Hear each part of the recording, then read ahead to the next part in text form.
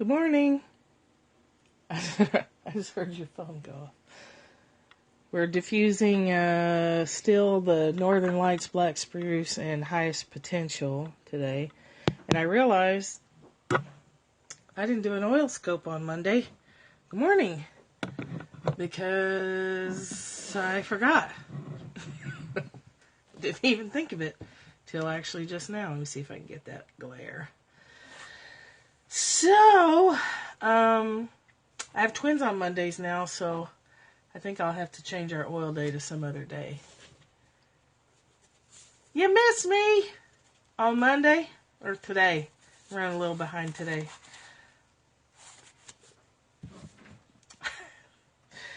We'll do an oil scope. Maybe I'll start doing that on Fridays or something, or maybe over the weekend.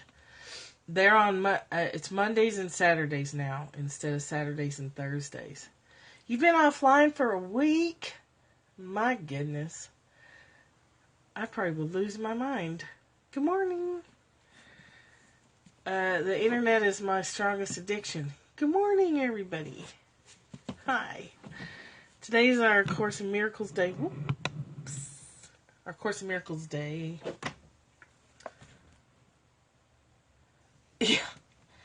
Yeah, I love it. I love me some internet. So, I don't have my card with me or anything. But, whoops. Gosh, good morning. Hold on. Watch out for my giant finger in your eye there. I want to turn off notifications. I forgot to do that.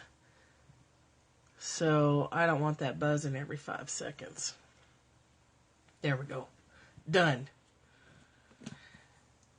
So, today's date is the 20th, right? I'm lost in our book because I skipped that one day because I had other stuff I wanted to talk about. So let's find lesson 20. Snow days. We're in Gilmer County, Georgia, and the whole county is shut down. The schools were closed last night. They just weren't even going to bother with it. And the county offices just closed. This morning they sent everybody home. And it's not doing anything yet. It's supposed to, I guess, snow or sleet. We got a little bit of sleet earlier this morning, but nothing major. And we just moved from Colorado, so we're like, 2 inches. Oh, Savannah. I want to go there really bad. It looks so beautiful to me. Yeah, a potential snow day. I thought, well, that's odd.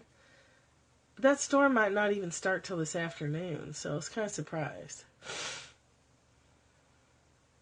I know, right?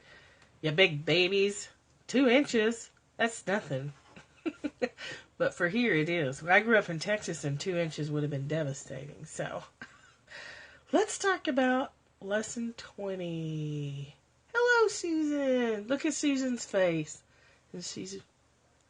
I'm near Ellijay, Angela, so I'm an hour and a half north of Atlanta.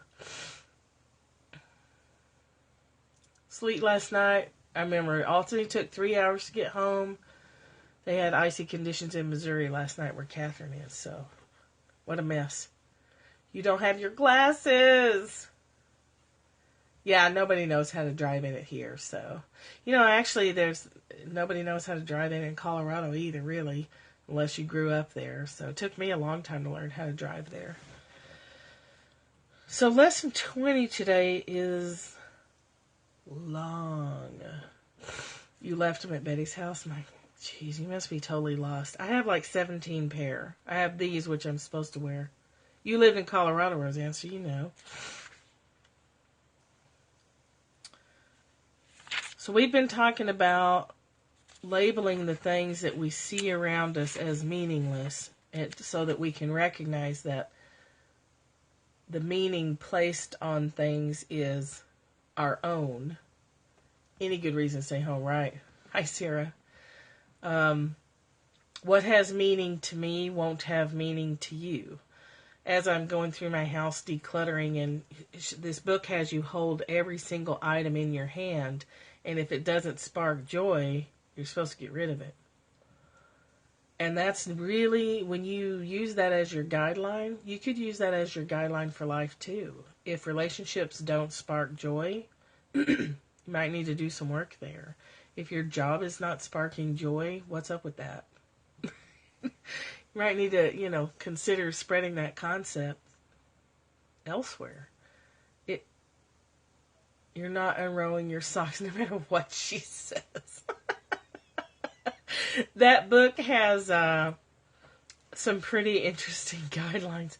Like she says, my socks are all in a bin. My socks and underwear are all in a bin because I am not going to fold underwear and socks. But she has you fold everything very precisely and stand it on end in your drawer so that everything's like almost military precision. And I'm not doing that either. I know, right? We don't have time for that. No, I haven't. I didn't even know she had it. I just got this book. Yeah, I have a sock basket. Oh, hell no. Yeah, right. I'm not doing that either. But I will go through and hold every item and say, I don't think my socks are that tired. You do? T-shirts maybe I can see, but socks? I just don't have time. Folding is meditative. That's true. She does say that it's a mindfulness practice. I'm just too lazy for that. I just can't do socks. I dated a guy once who ironed his underwear and his t-shirts. He ironed his t-shirts and his underwear. That's when I was like, no, we can't even be friends.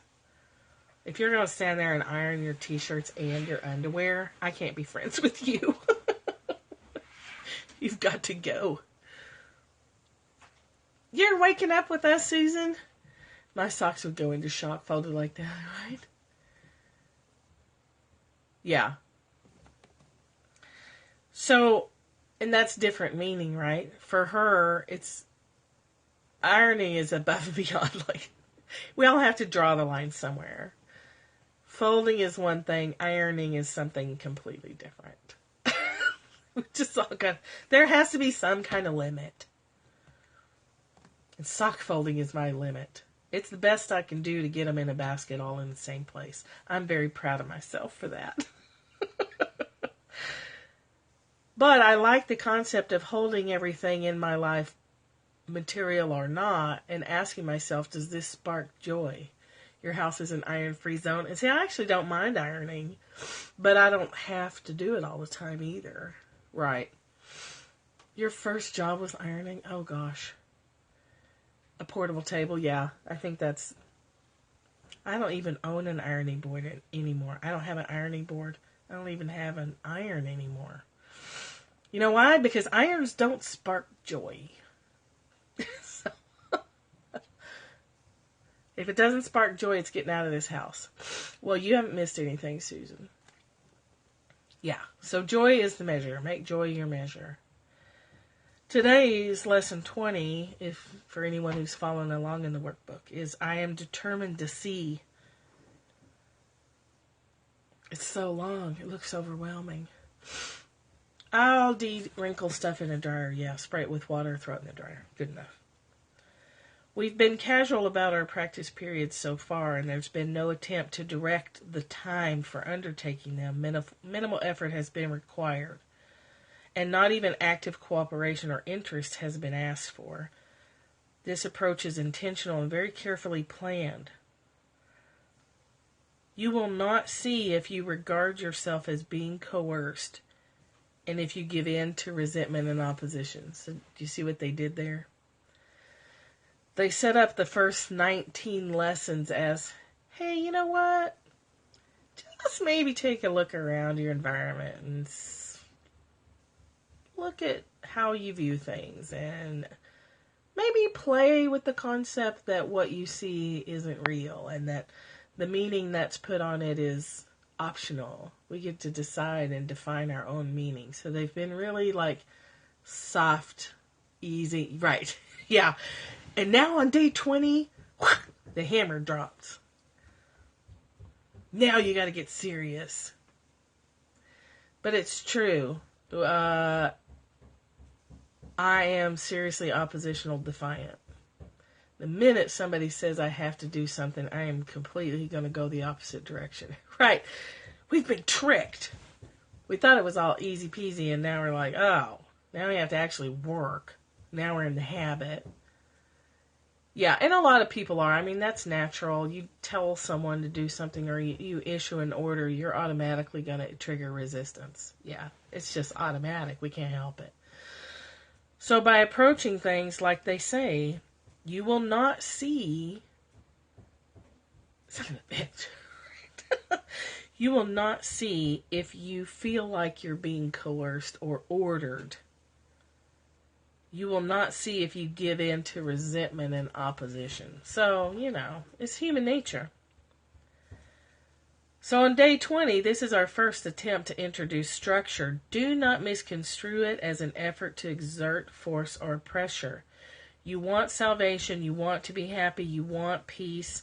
You don't have them now because your mind is undisciplined and you cannot distinguish between joy and sorrow, pleasure and pain, love and fear. And you are now learning how to tell those things apart. And great indeed will be your reward.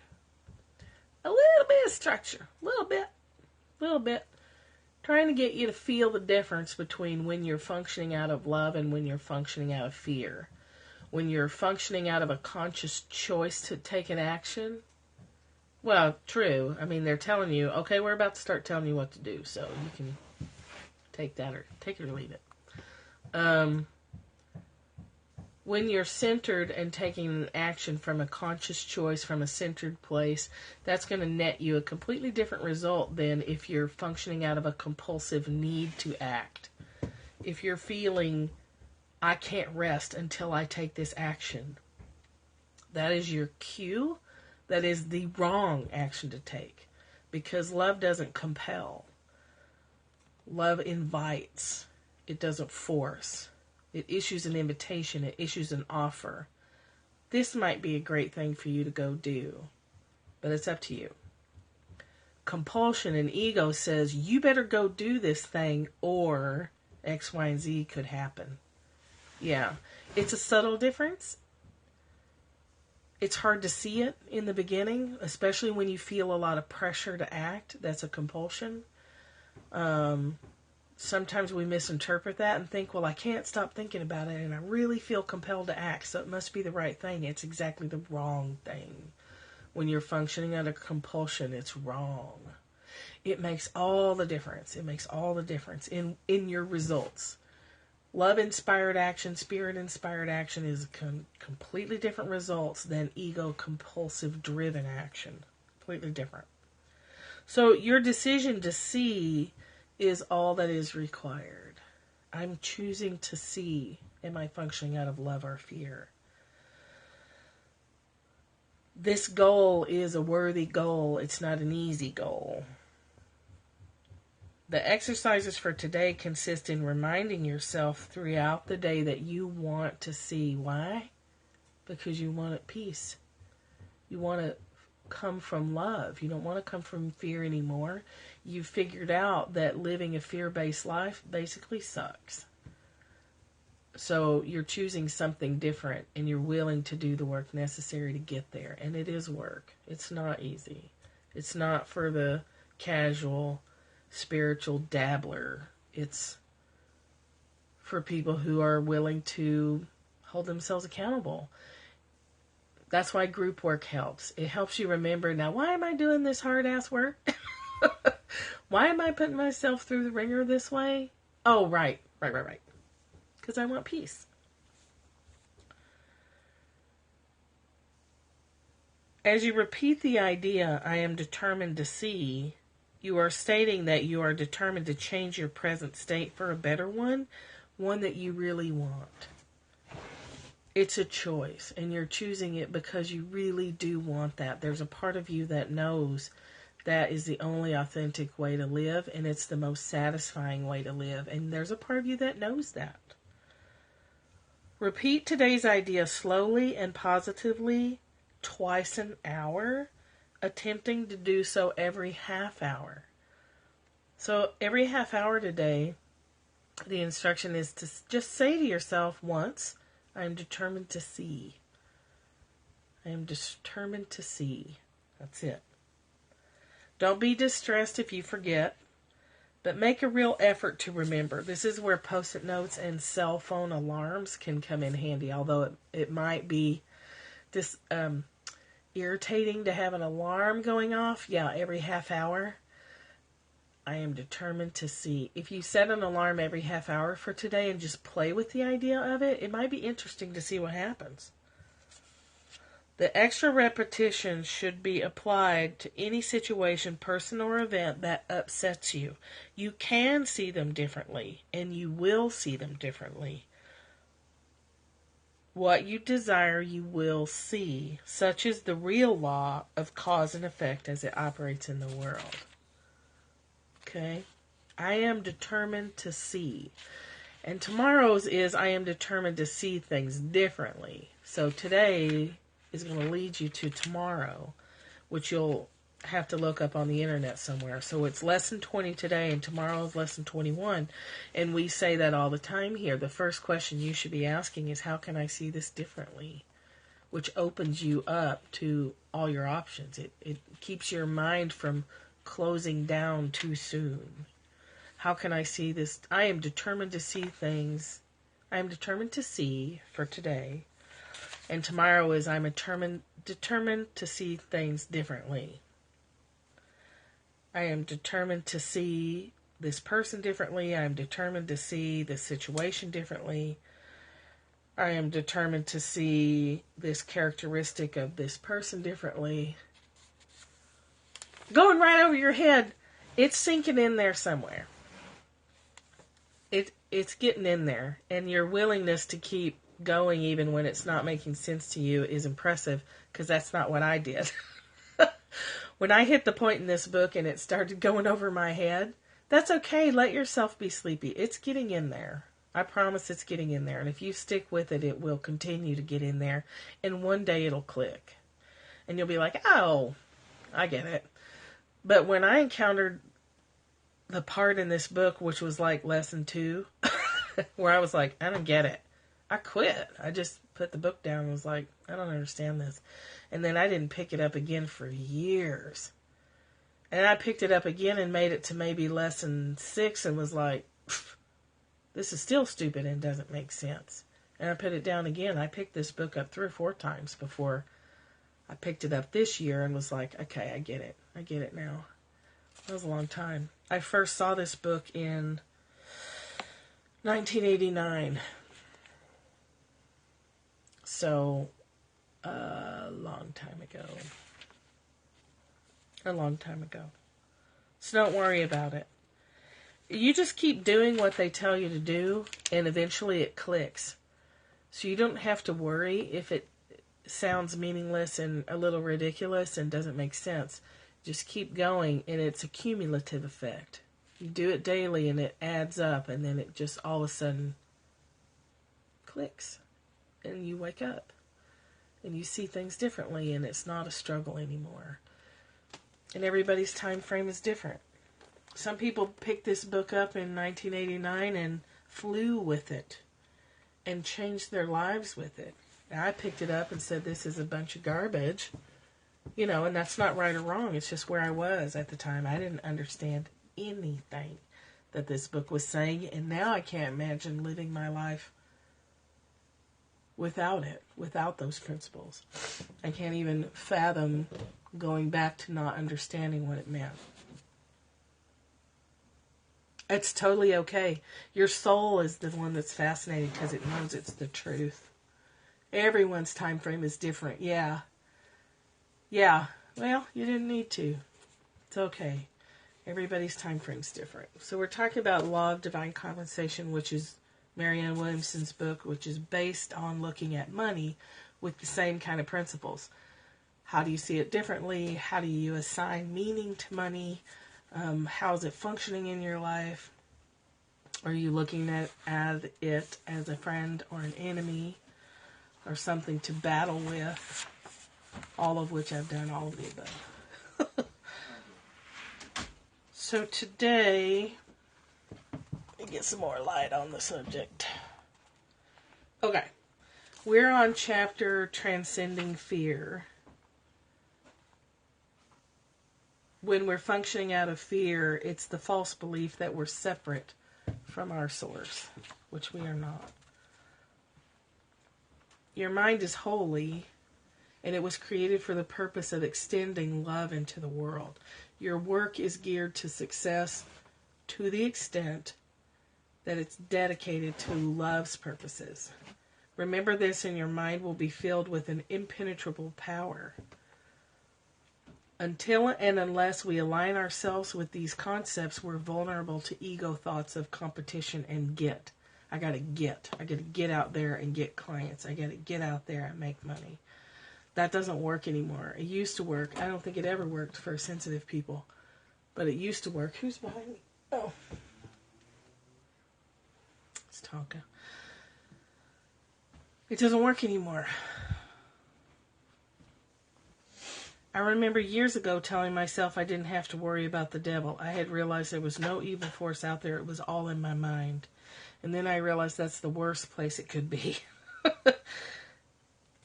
The ego is a constant temptation. It's a temptation to let ourselves wallow around and complain and not ask the questions. Transcending Fear.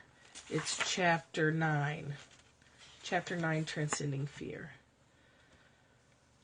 The ego is a constant temptation, and it's a seductive temptation. Because it feels more comfortable to wallow around in self-pity and to feel like a victim. It lets us off the hook of personal responsibility, which for a while feels more comfortable than taking responsibility. Now, taking responsibility feels more comfortable, but it took a very long time for me to feel like that. I would let myself indulge in victim-y thinking and blaming other people and blaming circumstances. It's very seductive, but once your soup has been spit in, you can't ever go fully back. You can't ever go backwards and fall asleep as hard as you did in the beginning. A professor of mine used to say that. Now you know you can't ever drink the soup of ignorance again. So it's a constant temptation to perceive without love. It creates a limitation. And then it would have us believe that that limitation is insurmountable. It manufactures a problem, and then it would convince us that the problem is intractable or unsolvable. The fact that the ego is inside your mind in no way means that it's your friend. On the other hand, the fact that it's inside your mind means that you can change it. I was talking about this morning in conversation.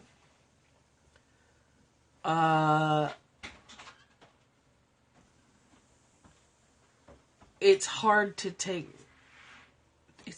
accept that we are always responsible for our own choices and our own decisions, because it sucks. It would be a lot more comfortable if we could just blame other people for it. On the other hand, the good news is that we are responsible, which means that we can change it. If we're blaming other people, circumstances, and events, we're pretty powerless. We are powerless. We're in a victim state, and we're thinking with victim thinking that, there's nothing I can do. It's so-and-so's fault, or it's circumstances' fault, or if they hadn't done that, I wouldn't be here. It's so easy to blame other people. It's actually easier to take responsibility and look at how you can change this, but it doesn't feel easy in the beginning. It feels actually really difficult. It's like swimming against the current. Your mind is flowing and has been flowing for years in a certain direction. Circumstances, yeah, but it's the same. And now you're asking yourself to turn around and swim upstream. It feels like you're swimming against the current. You're actually not. But it feels hard in the beginning. Stick with it, it gets easier.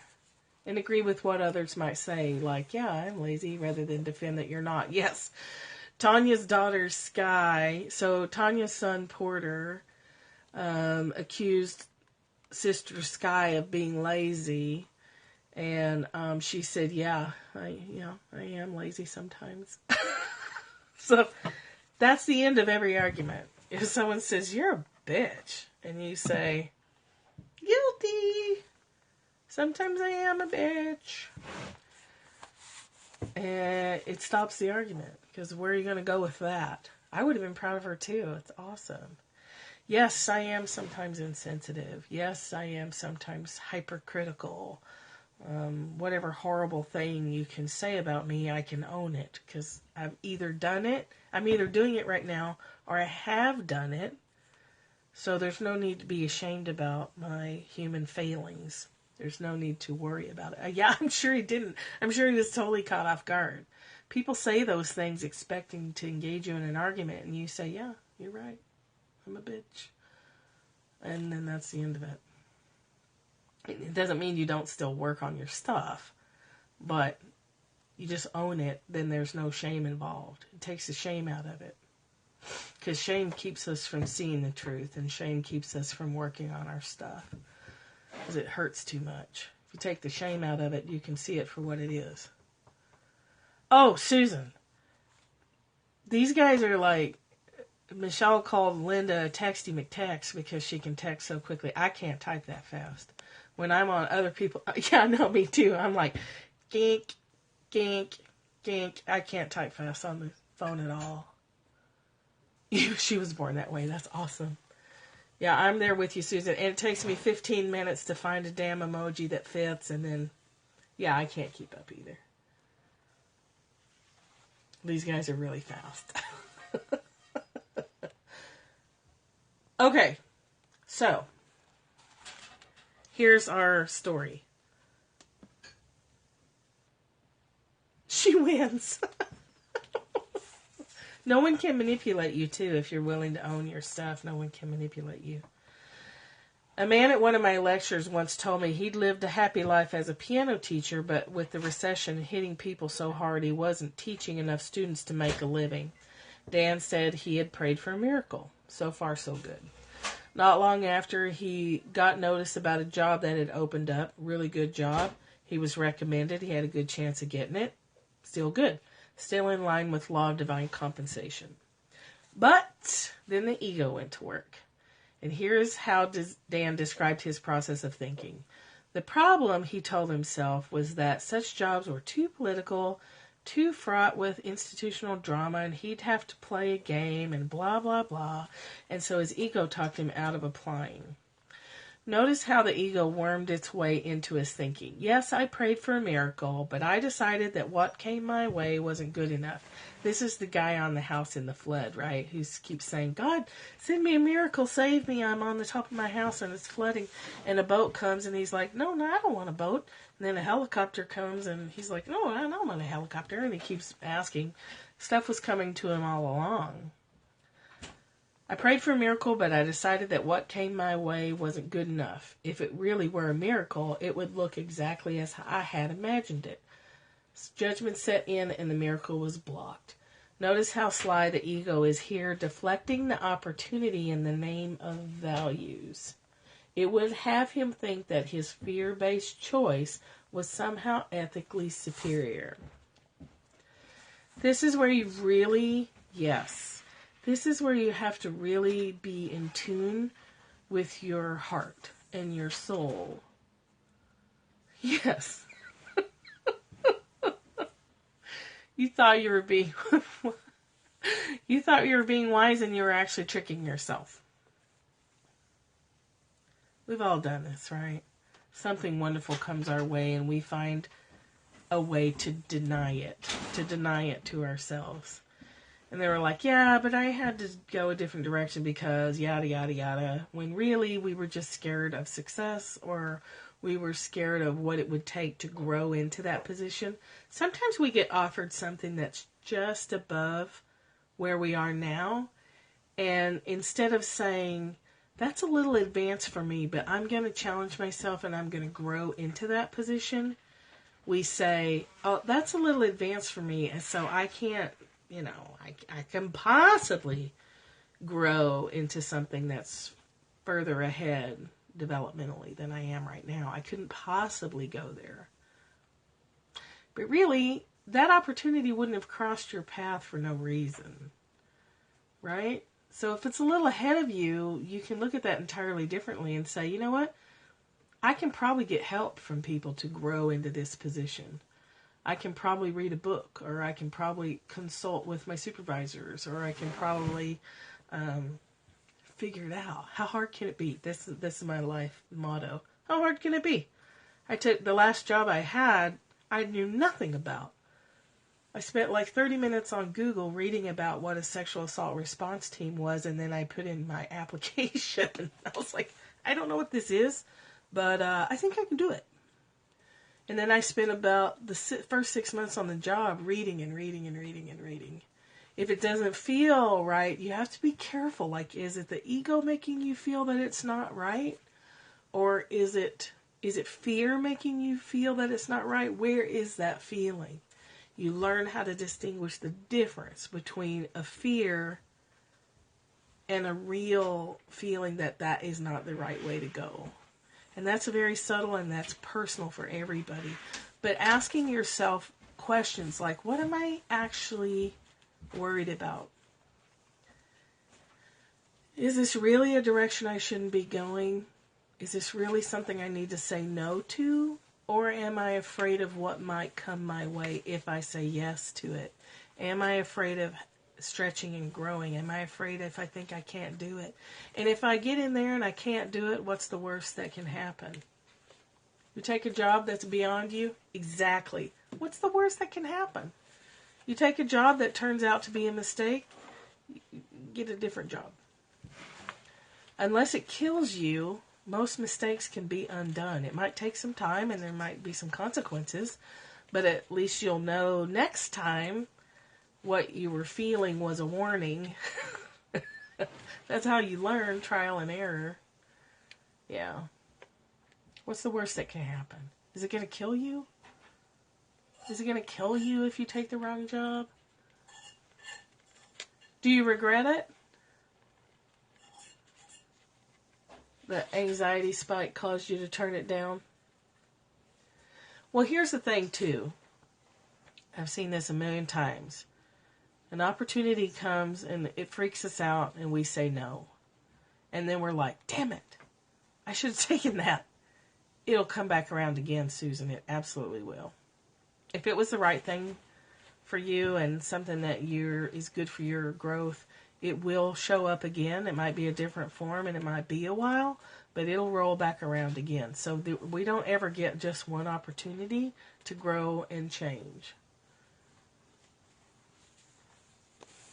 I think I remember you talking about that, and at the time I thought you had made the right decision. And that's okay too. So we don't love our job every day of the week. If it was right, it'll come back around. And that's an illusion too, is that sometimes, I remember that. It didn't sound right at the time.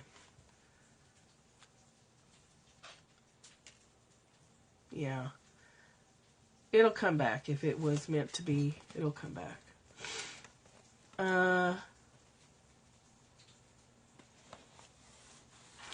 Yeah. So,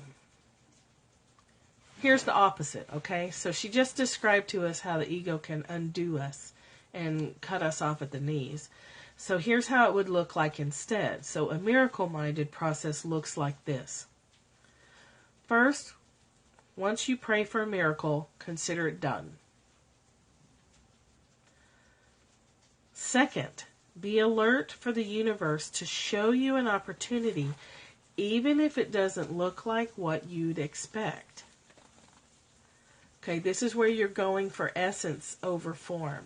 The form may not look like what you expect, but when you tune into the essence of it, if it resonates, go with it. First, pray for a miracle and consider it done. Second, be alert for the universe to show you an opportunity, even if it doesn't look like what you expected. The fact that a possible solution to your problem comes in a form that your ego hadn't planned for is usually more rather than less of a sign that it's coming from God. Okay, do you get that? Very rarely does what you're looking for show up in the form that you imagine it's going to. If I had stuck with what my ego imagined that my husband was supposed to be like, I wouldn't be married to this person right now. And actually, it was the best thing I could have done at the time for myself. But the form he showed up in and the circumstances he showed up in were exactly opposite of what I expected. So I had to go with, every time I got quiet, it felt like the right thing to do. And I had to walk through the chaos of it all, always following that little quiet feeling that was like, yes, take the next step, take the next step. And I was like, this doesn't look right. This doesn't look right. Right. That's not Johnny Depp. That's not Brendan Fraser. What? I will. It was chaotic circumstances. It was quite an adventure. I'm glad you came, Angela. You think you said that too? Like, wait a minute. I put on my order form this, and this. I had a list of stuff in my purse. Like, I was reading those kind of books. Like, make a list of all the things you want in your spouse and carry it in your wallet and wait until the person matches the list. And holy cripes, you said Brad Pitt. You're like, hold on. I had a man list too. And I carried it with me everywhere. And it's never what you imagine. Yeah. We used to say that you get the spouse you need, not necessarily the one that your ego would design. You get what you need. You get what's going to grow you and move you and offer you all these opportunities. Because if our ego designs it, it would be super duper easy. And that's not what happens. So, okay, this is where it's helpful to get in tune with yourself so that you know when you're tricking yourself, when your fears are tripping you up, or when they're valid reasons to decline an offer.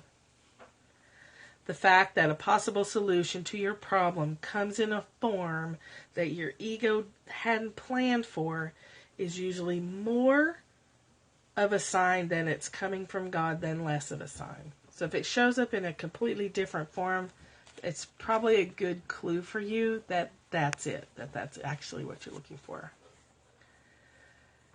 I asked Dan how could he be sure politics would actually be involved. The scuttlebutt on the street that the situation was political was based on past situations that didn't even pertain to him. It wasn't necessarily true, and even if it had been, it didn't have to apply to him. I've worked in places where everyone hated the boss, but I got along with him just fine, because it wasn't my deal, right? My nose is itchy. It wasn't my issue, so the boss didn't trigger me in the same way he or she triggered somebody else. Exactly. Exactly. And I've also worked in places where everybody got along with the boss and I didn't. So you can't make a prejudgment about things like that because the circumstances could be different for you. I've also worked with bad bosses, solved my issues with them, sent them love and worked with them on other levels and had our relationship change. Or they quit. Problem solved. Bada bing, bada boom. So easy. Sounds so easy, but it's really not. But, you know.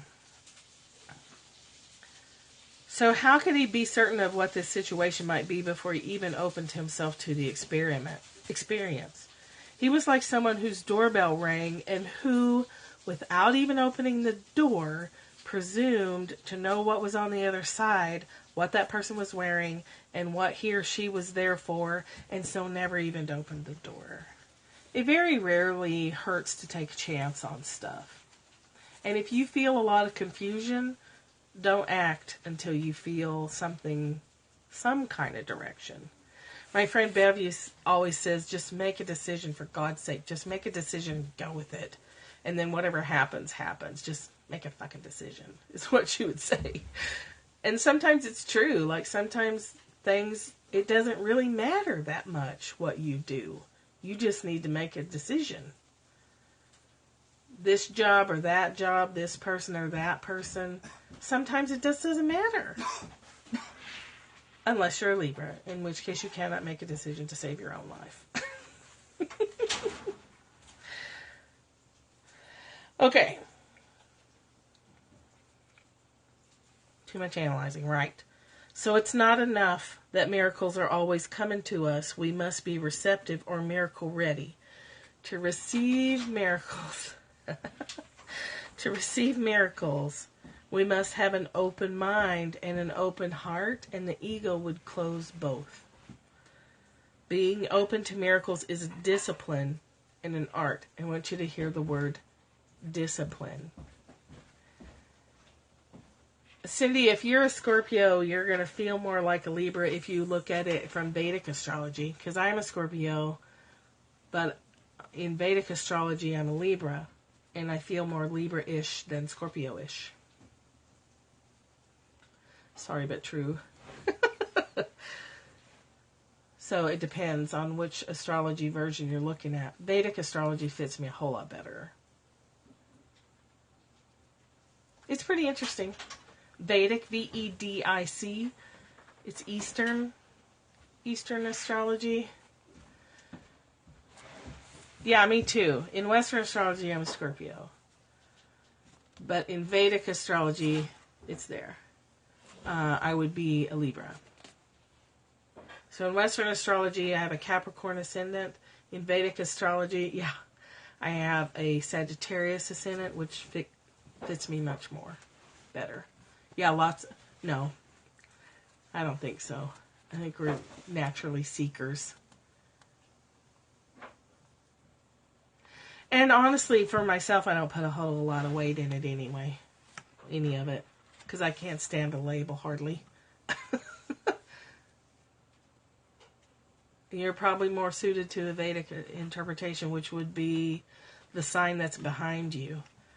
So back it up one. If you're a Sagittarius, then you would look at Capricorn. You might feel more like a Capricorn. It's fun. It's entertaining. Don't limit yourself with it. Yeah. Wow. Labels.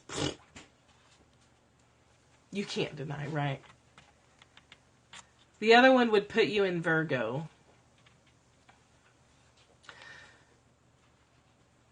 You're like, no. So it's a discipline to be open to miracles because you have to get to know yourself. We have to beware of thinking that we'll know what a miracle will look like, what shape it will take, or what form it will come in. In fact, the very nature of miracles is that they represent the interruption of a pattern, a discontinuation of the status quo.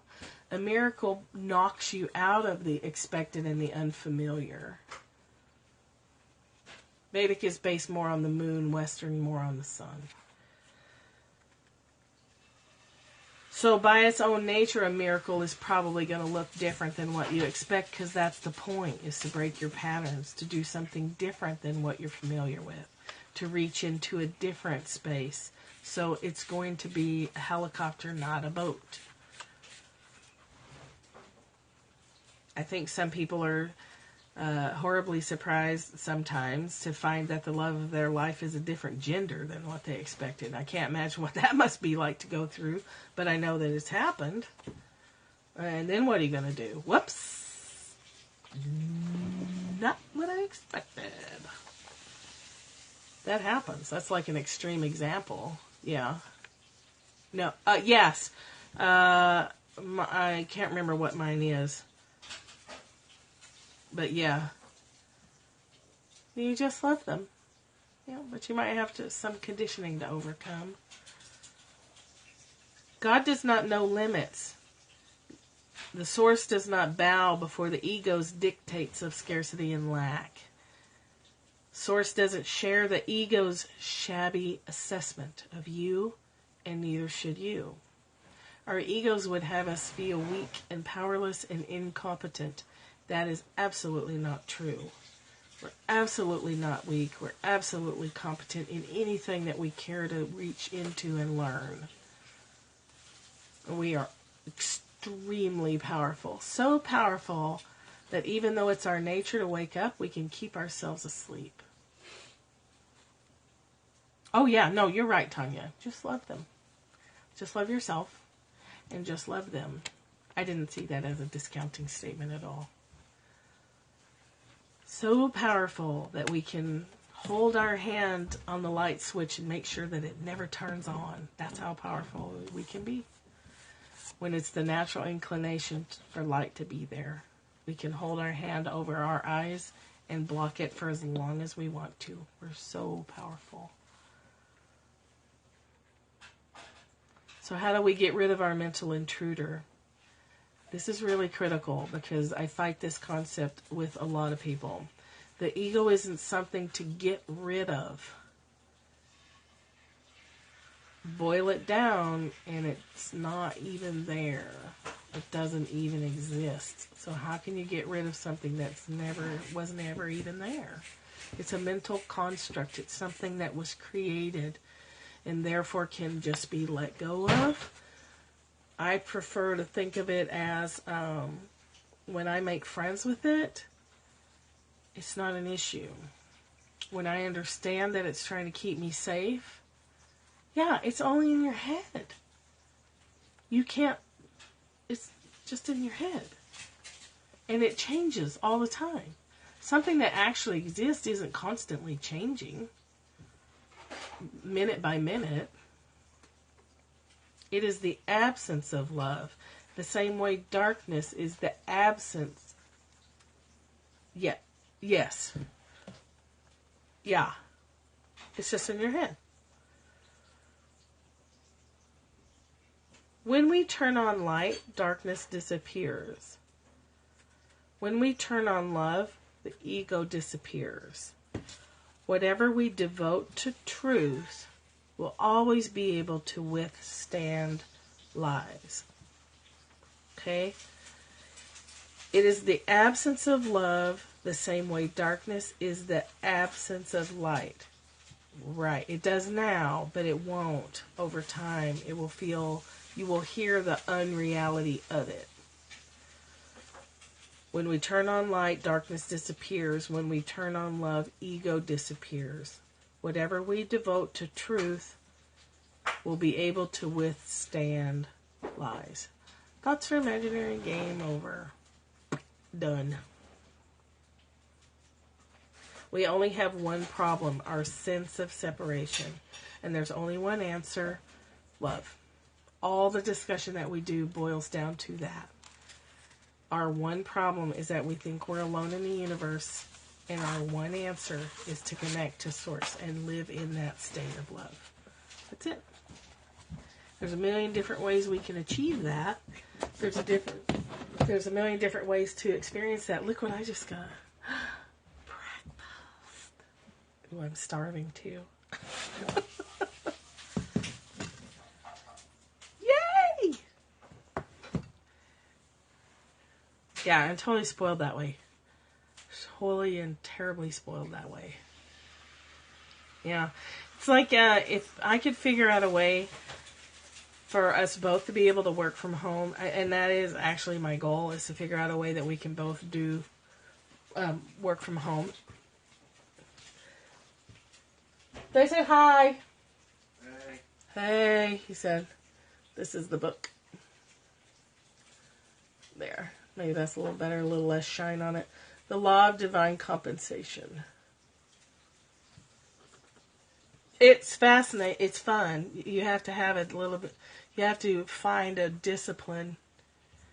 Yeah. Good point. I've tried to get him to do that. He's not interested. It's fun to try. You're welcome. You're welcome. He said, hey to you guys. Hey. But yeah, if we could get a retreat center is what I'd really like. Oh yes, I'm at CaddyshackDesigns.com. Thank you. Did I even say who I am? My name is Michelle Wolf, and I'm at CaddyshackDesigns.com. It takes discipline to work from home, yeah. Because your tendency is to think, oh, well, I'm at home, I must have the day off. But you've got to remember that you've actually got stuff to do and you need to get it done. So it's a process, but I really enjoy it. It is. I want that too. I really do. I would like a camping center, a retreat center. I'd like to make little tiny homes out here so that people could discipline. What's up? I don't know. So that people could come do silent retreats. If you didn't have clients, you'd never get anything done. Well, Periscope helps keep me motivated to get stuff done. Because I actually have to get up and, get dressed and brush my hair, do stuff like that. I'd like to have silent retreats. Oh yeah, Sarah, any news? Any news? Sarah? Excuse me. So, because you'd have to get dressed and stuff. About your potential non-public life changes. Okay. Okay, so I have a lovely breakfast in front of me, so I'm going to ditch you guys for venison and a couple of fried eggs. Don't be mad.